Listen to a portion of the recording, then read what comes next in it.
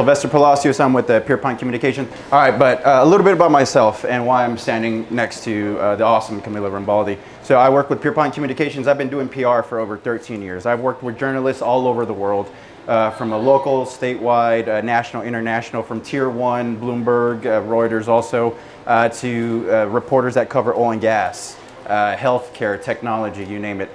Perfect. So just, your bio is super long. So I'm just you don't have to read the whole thing. Okay, but yes, Camilla, if you don't know, is co-anchor of Fox News at 9 with Ryan Wolf. She's a member of the award-winning Fox San Antonio team since January 2016, reporting and anchoring on both morning and evening newscasts.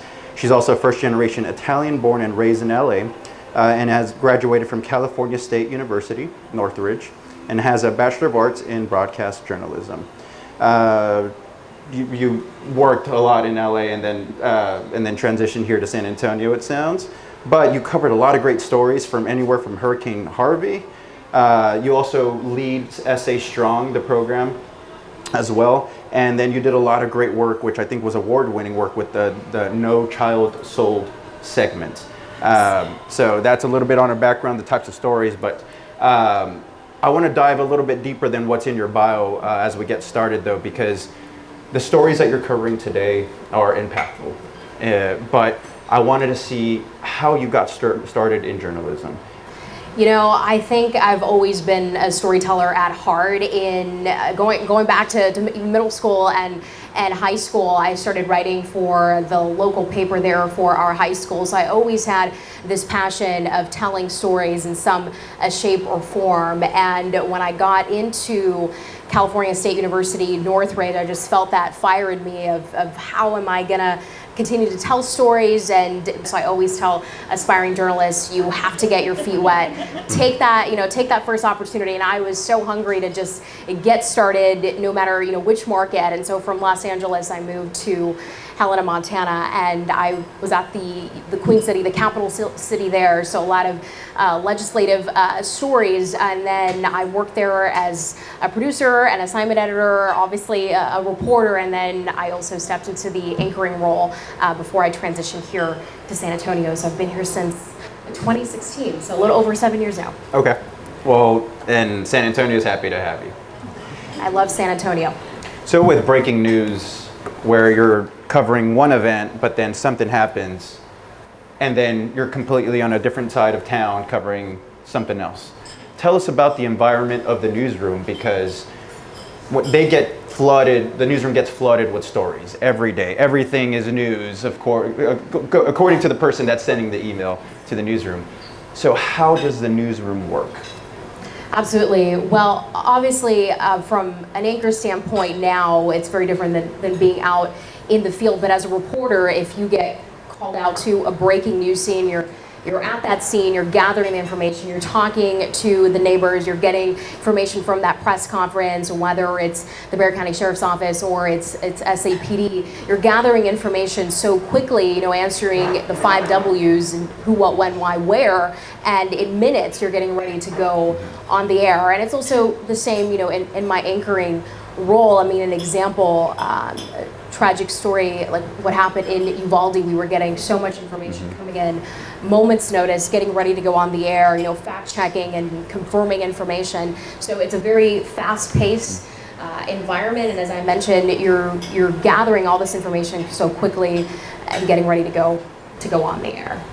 And if I'm a marketer, and if I have my brand and if I'm having an event, or if I'm launching something new here in the city of San Antonio, so how does a newsroom work? So if I get that information, how do I process that information and how do I make it the most compelling to where I have a good chance of someone in the newsroom paying attention to that story? Absolutely. Well, obviously, if you have a major announcement, something big happening in the community that might have a national interest, let's just say, we are affiliates. KBB Fox SA is a Fox News affiliate. Our sister station WOAI is an NBC affiliate. We're also CNN affiliates. So when that email comes through with that potential story, you know, we get calls from producers and assignment editors from across the country asking what our coverage is for that day. So your story or that potential story that a reporter might cover could be broadcasted, across the nation to our sister stations or on CNN. So you talked about alignment, because there's a lot of stories that are on your radar that you and your team and your production team and the news team that are all talking about. How would you advise those people to get their story to really stand out? I think there's several factors. It obviously depends what is happening that day. Obviously, if there is major, national news, breaking news, either on the state level or on the national level, those stories may not be emphasized on that specific day, just again, depending on what's happening on that day. But I think it's just finding those stories of resilience, hope, and that human element. I think that is what really makes a story stand out. Mm-hmm. Now, shifting a little bit, we covered a lot on the marketing end and communications end in terms of advice, but what about for those folks in journalism, the folks trying to enter into the career of journalism? Given your background and your history, what advice would you share to those folks that are aspiring to be a Camilla Rambaldi one day? I would say, as I mentioned at the beginning here, is internships and networking. If you want to gain that experience, you've got to be in that newsroom, see how things work, shadow a reporter. I was fortunate enough to get to work in Los Angeles in some of the newsrooms there and being out on breaking news in that market and seeing how reporters gather information and how they put together that story from start to finish. So if you're looking to get into the communication field, whether obviously if it's print or broadcast, is just being embedded in that community, being embedded in those newsrooms and learning as much as you can. And for those that are potentially just graduating, looking for jobs, I mean, not everybody, will pick up their suitcase and move to Helena, Montana. One thing that I forgot to talk about, because you mentioned on the national and also some of the partnerships with CNN. So how does that work when it comes to, the U.S. and Texas in general? There's been a big spotlight on Texas. From a migration standpoint, there's a lot of folks moving to Texas. We have 4 major markets here, Houston being one of the largest in the U.S. San Antonio gets a lot of attention too. So how do we develop those local stories, but also make it a lot more compelling for a national broadcast? How would we get a CNN, a Fox, to pay attention to these local stories? What would you recommend? What recommendations would you have there? Yeah, it's a really good question. I think when it comes to localizing national stories, I think obviously that's key. So obviously there's a big national story, especially what's going on right now, Israel and Hamas, or the immigration crisis. So finding those key elements that we can talk to that impact directly San Antonio, and I think that's key. And obviously that can transpire to any market that's covering that story the day of. But I think for local news, just finding that local angle for that showcases people here at home. Right. So kind of tying it from whatever is happening on the local at the local end, but making sure those ties into those national narratives that are happening too. Okay. No, that's great advice. So we talked a lot about the do's, what you should do. Here's the great way. Use the visuals. Make sure your spokesperson ready. What are the don'ts? Making sure that when we are reaching out, we're doing it the right way. We're not wasting your time. And so tell us a little bit about, and if you have any horror stories, of course, feel free to share. Well, I've got some advice from our assignment desk, but as far as, with the do's and the don'ts rather, I think the most important thing is we obviously don't want to waste your precious time. So hone in on the 5 W's, who, what, when, why, and where, right off the bat. I think that's probably the most important part. And also make sure the people we need for the story are available. And sometimes I know those deadlines can be pressing, so it just depends what's happening that day.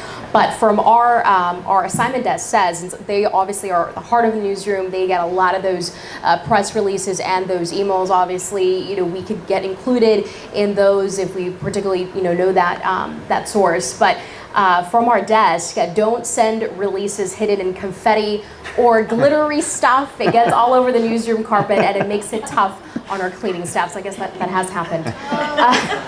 And another piece of advice from our assignment desk is don't email blast the whole newsroom. Sending it to the desk is usually enough, but if you have an advocate, as I mentioned, like a reporter or an anchor that you're working with, it's definitely okay to send them that information as well.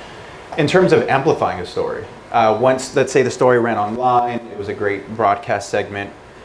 You know, I mean, not all reporters, of course, share the story. So, any tips, advice on really amplifying to make sure it gets as much as eyeballs on it as possible? Obviously, we are an evolving industry. You mentioned social media. You know, there's YouTube and streaming and whatnot. I think when it comes to amplifying is finding those elements in that story, maybe a really good you know, soundbite. I know with our stories, if it aired the night before, posting it the next day, and if people maybe missed it, they can go back and watch it, or sharing some of those highlights from that piece on Instagram, whether with Reels or on Facebook. Let's touch on data a little bit. What type of data are you looking for, and is your news team looking for, to make sure that what we're talking about actually adds up, that there's actually some credibility, some backing with it? What type of data stands out to you?